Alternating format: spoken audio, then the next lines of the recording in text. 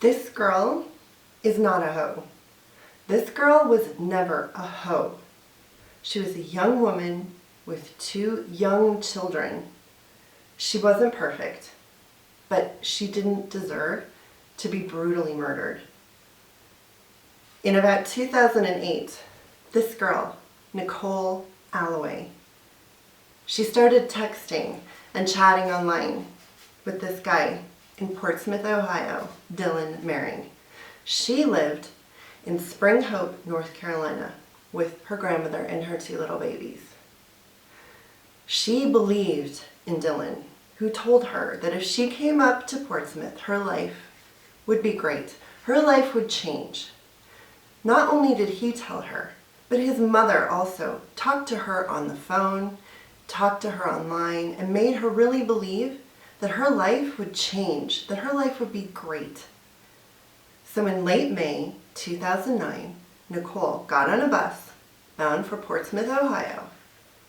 Now, before she got on the bus, she turned around to her grandmother and said, "Grandma, I have a really bad feeling about this." But I know what Nichole was thinking. All she wanted was a new life and a new start and some happiness and maybe a little bit of rest. Instead, after her grandmother told her, maybe you shouldn't go, she still got on that bus and went to Portsmouth. Now, when she got to Portsmouth, she probably got off the bus and thought, what the hell did I just get myself into? She probably got off the bus and looked around at the dump that Portsmouth, Ohio is. In Portsmouth, Ohio, God bless, there are some nice parts, but in general, it's horrible there. I would never, on purpose, choose to live in Portsmouth, Ohio. And not only that, Dylan and Kathy Mehring, they don't live in the nice parts of Portsmouth, like over by the hospital. They live in the ghetto. They live in the public housing. It's terrible. Nichole was probably freaking out. She was there about 2 days when she called her grandmother and said, "I need to come home." So her grandmother got on it. She gathered up some money and she went to Western Union. Now, this is where the story is a little fuzzy. At some point, Dylan Mehring, wonderful Dylan, took Nichole out to his cousin, Essie Breach. Her husband's name is Chris. They lived way outside Portsmouth, about a half an hour, on a farm. The story is that Dylan wanted to buy meth. I have no idea whether that's true. But as far as I know, Nichole never took drugs. She did not have any drugs in her system when she was found. The autopsy revealed no drugs in her system. So, at some point, they're out there at Chris and Essie's. And Essie says that Dylan started a fight with Nichole and hit her. Dylan is a total loser and a creep. I don't know that he hit her though. I can't imagine. I mean, he was on Jerry Springer and he was about as passive as you could get. So I don't know if that's true. At some point then, she got in a car with a guy named Jason Kraft. Now he's a drug dealer in Scioto County. I have no idea how she got in his car or even met him. I have no idea. I don't know how she left Chris and Essie's house. I have no idea. But I would love for the police to find this out. It would be really interesting because they arrested Jason Kraft when the police stopped him with Nichole in the car. Not only that, they took all of Nichole's stuff out of the car. Guess who arrested Jason Kraft? DEA agent Steve Timberlake. He took her to the police station. He called Diane Dill, Nichole's grandmother, and asked her, "Does Nichole have anything to do with Jason Kraft? Because, here's Nichole begging not to go to jail. Here's Nichole saying, I have nothing to do with this guy.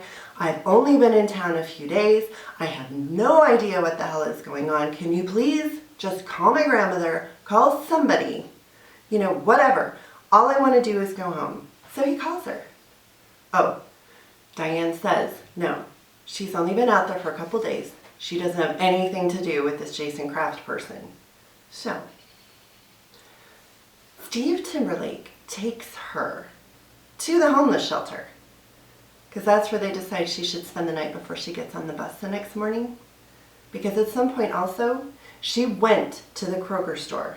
She went to Western Union. She is on video surveillance from the Kroger store picking up that money. They have video of the car she got into. It's not Jason Kraft's car. I don't know whose car it is, but I bet the police do. So here she is. Steve Timberlake drives her over to the homeless shelter. And funny, he takes her out without signing her out. Now, policy at the homeless shelter says, if you take someone out, you have to sign them out. Otherwise, they're signed in the whole night. That's it. Once you're in, you're in. But strangely enough, Steve Timberlake took her out. What he did with her, no one knows. Where he took her, no one knows. But I've heard about Steve Timberlake. I've heard about the girls. I've heard about all of the people that he's used. I've heard rumors, and they're pretty frightening. And frankly, if you believe the rumors, if you have that kind of opinion, which I do, that he probably saw this beautiful young woman vulnerable. And gosh, it would be nice to take a pretty young girl out to dinner. Of course, nobody has seen this, but why wouldn't he take her out for dinner? Why wouldn't he take advantage of her? Who knows? All I know is that he's the last person to see her alive. He's the last person to see her alive that anyone has talked about. So I would love for the government to come forward and say why. Because frankly, I want to know why a DEA agent picked her up, took her out of the one place that she was safe, after promising her grandmother that he would make sure she got on that bus in the morning. He promised Diane Dill that she would get on the bus in the morning. Not only did she not get on the bus, she went missing. They couldn't find her.